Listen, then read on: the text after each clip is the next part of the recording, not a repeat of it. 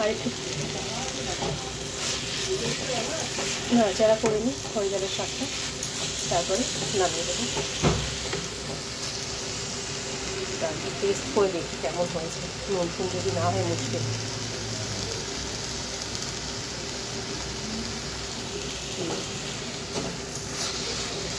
আন্দাজ পাচ্ছি বেশ ভালোই আছে দেখছি।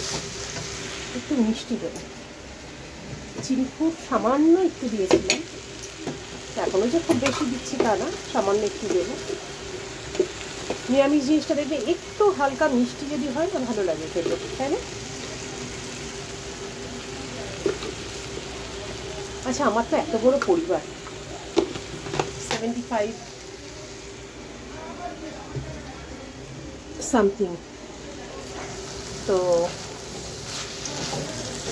25K something. হ্যাঁ, তো আমার কিন্তু ভিউ কিন্তু খুব কম হচ্ছে।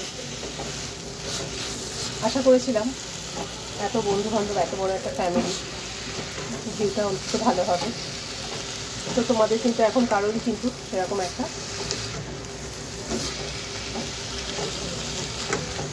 ভালোবাসা পাচ্ছি না। কিছু আছো যারা ভালোবাসা এখনো দিয়ে যাচ্ছে, কিছু নেই। আজকেই দেখছিলাম একজন দেখাচ্ছিল যে সমস্ত বন্ধুরা 2 মাস 3 মাস কোনো তোমার ইয়েটা থাকবে না, বা মাস 1 মাসের উপরেও তোমাকে লাইক কমেন্ট করবে না, তোমার সাথে অ্যাক্টিভ থাকবে না, তাদেরকে তুমি ব্লক করে দাও, দিয়ে আবার নতুন বন্ধু তৈরি করো। তো আমি মাঝখানে মোটামুটি ওরকম 200-300 মতো আমি ব্লক করে দিয়েছিলাম, কারণ তারা কোনো রকমভাবে মানে অ্যাক্টিভ ছিল না, এবং আসতেও না, দেখতেও না, কিছু না। ওই সব বন্ধু বন্ধু করো, তারপরে সব কী করে এরা মেসেঞ্জারে বেশিরভাগ বিরক্ত করে। হ্যাঁ, মেসেঞ্জারে এসো, মেসেঞ্জারে এসো, এই কথা আছে, কথা। ভাই, আমার তো অত সময় নেই, আমি সময়টা দেবো কী করে? আমি ফেসবুকেই ঠিকমতো এখন টাইম দিতে পারছি না, আর মেসেঞ্জার হোয়াটসঅ্যাপ তো প্রশ্নই ওঠে না, যার জন্য আমি বন্ধ করে রেখেছি। খুব রেয়ার আমি হয়তো যাই মেসেঞ্জারে, খুব রেয়ার, মানে না বললেই চলে। তো কেউ কিছু মনে করো না। তো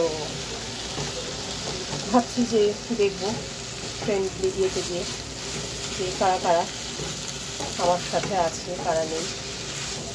তো রেখে তো লাভ নেই তাদেরকে, শুধু শুধু ফলোয়ার দিয়ে কী হবে বলো? বেশি ফলোয়ার দিয়ে আমার যদি ভিউই না হলো, তা অত ফলোয়ার দিয়ে তো আমার কোনো কিছু লাভ নেই। হ্যাঁ, যারা ভালোবাসছো, আসছো, রিঅ্যাক্ট করছো, কমেন্ট করছো, অবশ্যই তারা থাকবে আমার সাথে সবসময়, এবং আমার ভালোবাসাও তাদের জন্য থাকবে সবসময়। তো এই আর কি, যদি কিছু ভুল বলে থাকি ক্ষমা ঘেন্না করে মাফ করে দিও। কেমন? তোমরা আছো বলেই আমি আছি, তোমরা না থাকলে আমি আজকে এই প্ল্যাটফর্মে থাকতেও পারতাম না। তোমরা যদি আমাকে ভালো না বাসা দিতে তাহলে অসম্ভব ছিল ব্যাপারটা, তাই না?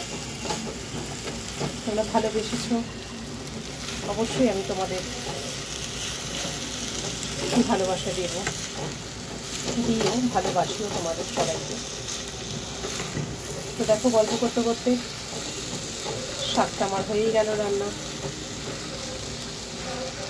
বেশ আঠো আঠো হয়েছে। আমার না এই সমস্ত জিনিস, মোচা শাক বেশ একটু আঠা আঠা মতো হবে, মানে বেশ মাখামাখি সুন্দরভাবে হবে, ঝুরঝুরে ফুরফুরে ওটা ঠিক ভালো লাগে না।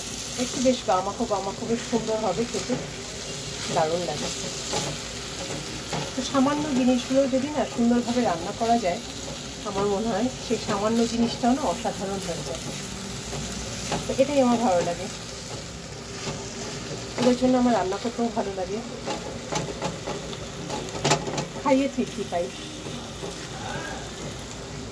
আমার ছেলেও ভালোবাসে খেতে, হাজব্যান্ড ভালোবাসে, তবে ওর খাওয়া খুবই কম। কিন্তু এখন তো আরও একদম অনেক কিছু মানা হয়ে গেছে, যার জন্য আমি ঠিকমতো রান্নাও আমার এখন ভালো লাগে না করতে। ওই না করলে যেটুকুনি নয় সেটুকুনি করি। কেননা 3 জন মানুষ, তার মধ্যে যদি একজন যদি না খায় আর 2 জনের ভালো লাগে খেতে, তো সেই কারণে খুব কমই ভালো মন্দ একটু রান্না করি, তখন সবাই একটু একটু করে খেয়ে থাকি আর কি। তো দেখো শাকটা হয়ে গেছে।